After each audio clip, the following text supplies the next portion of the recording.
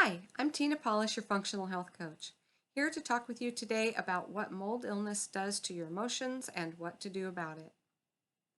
I love the great outdoors. I love horseback riding, raising and training horses to trust humans, skiing, hiking, finding waterfalls and lakes to photograph, finding great natural health information to help someone, and I love being able to do all of those things. I praise God for it. Being able to do those things I now don't take for granted because I couldn't always do them. I think I was born with mold illness, but it wasn't until I got more exposures as an adult that I really went downhill, especially in my attitude. As a child, I constantly had a green runny nose, asthma attacks, lots of allergies, and constipation. I got to a place where the least little reason for my body to catch every cold and then turn into pneumonia and pleuritis happened multiple times per year as an adult. These things really angered me. I had also many things I wanted to do with my life. I did not want to spend my life in bed asleep or watching TV because I was too exhausted and weak to do anything else, which is exactly where I was about 5 years ago. I stared out the window, wishing I could do something out in my beloved wilderness. I quit feeling like I had a purpose in life and I wanted to die if this was how I was going to live. But our Creator changed all that for me. Some of the emotions that come up from mold illness are denial, because it's just too much for me to accept that my house or workplace is contributing to my illness. Overwhelm, because of the impact of the illness on the limbic system in the brain and having to deal with limited resources in your thinking, energy, and in your finances. Mold illness sends your brain into fight or flight until you get rid of the mycotoxins and reboot your limbic system.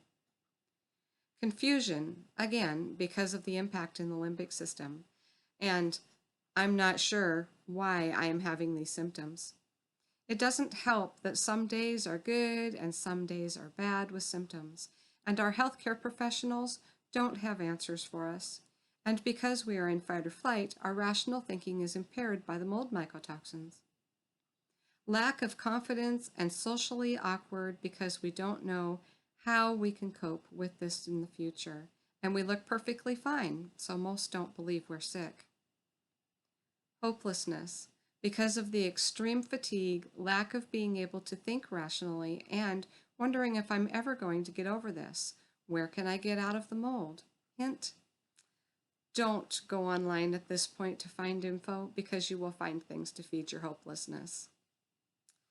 Fear and anxiety is also a part of the impact on the limbic system. Remember not being able to think rationally? You start wondering if you're going to get worse or ever get better. You can feel fear out of nowhere and to high degrees for no reason that you can see.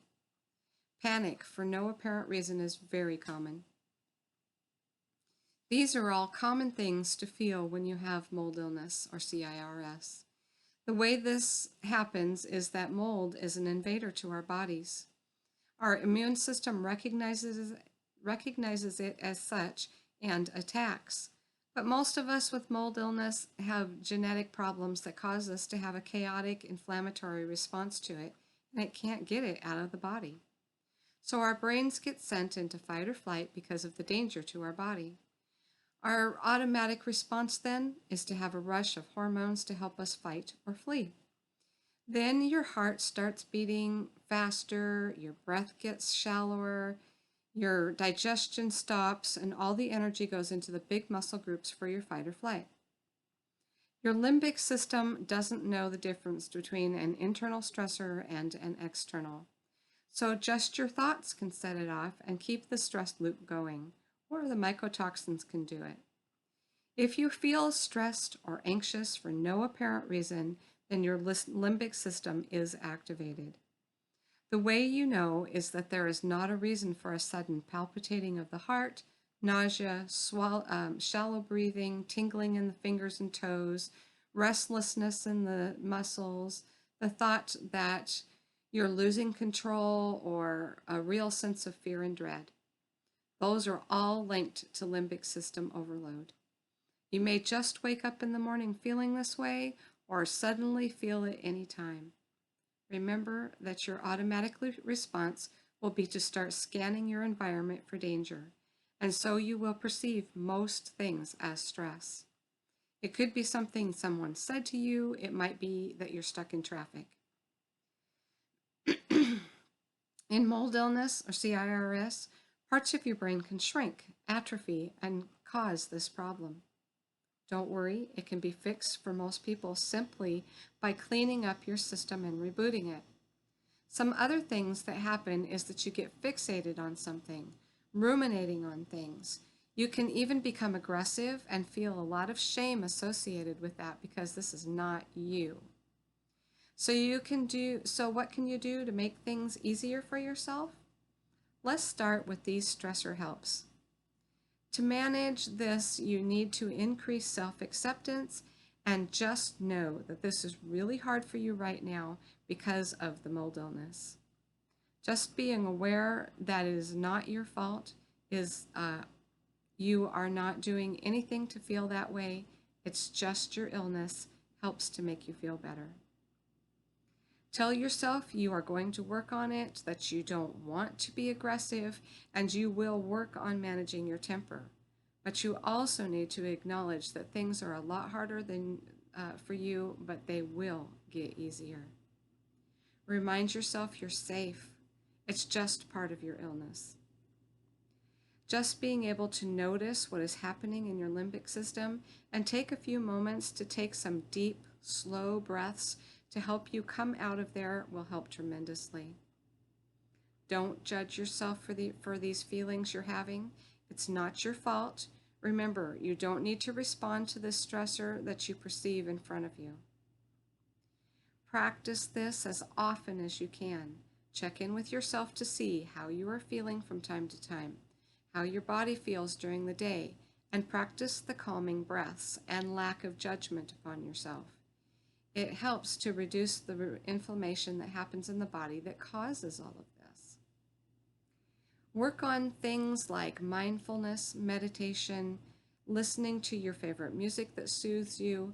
Think about the future that you want and what it will look like. Try to spend time with loved ones who you feel accepted by and feel refreshed by even after you leave them. Talk about interests like art, music, whatever's important to you, just not your illness, to keep your interests alive in you. Make sure you have a supportive healthcare practitioner who you feel supports you and understands and listens. Supplements. Make sure that you take supplements that are right for you in this time and don't go without them. Exercise. Don't do more on days you feel better and less on days you don't. Start with just a little bit less than you can do on your bad days and gradually work up to doing more every day, even if you don't feel like it. If you are bedridden, do some movement to help yourself. Make sure you are doing something to move your lymph, which is only moves if you do. Walking seems to be the best for people if you can manage it. Try to work up to an hour of walking by doing what you can and increase by 2 to 5 minutes a day. Try some gentle stretching. As you get better, try to incorporate weightlifting into your routine. Remember to start out small and gradually work to more. Rest. Make sure you don't overdo. It's not good for any part of you, much less your emotional health at this point, to become so exhausted that you can't do anything. If you need to stop and rest, do so. If you have a need to lay down, do so if you can. Try to sleep around 8.5 hours a night, like being in bed at 9 p.m. and up at 5:30 a.m. If you can't sleep, try to meditate. This helps to clean the brain out of the mycotoxins and anything else that doesn't belong there. Reduce blue light exposure at least an hour before you go to bed and try for 2 hours. This means no computer, phone, TV, and non-incandescent lights. Use candles or blue blocker glasses. This will help cortisol from going up to stop your sleep and help melatonin to go up to help you sleep. Diet. Make sure you know what your nutritional needs are. When in doubt, test, don't guess. Listen to your body. It will tell you what it needs and what causes problems. Avoid processed food, grains, dairy, sugar, high carbohydrate foods, even fruits for the most part. Make sure you have protein every time you eat. Lots of good vegetables, except for those that have a tendency for mold. Good fats like coconut oil, grass-fed butter, and fatty fish. So in conclusion, to help your brain and emotions, you need to be good to yourself. Don't judge, just work on knowing you are safe. Take the supplements you need to complete your nutrition. Don't overdo anything, especially bad thoughts and exercise. And eat right for you and this illness. If you or someone you know is suffering from a mysterious illness and want to regain your strength and energy so that you can live a purposeful life again, click on the link to schedule a complimentary consultation with me today. Let me help you bring function back to your health. Have an abundantly healthful day. Bye.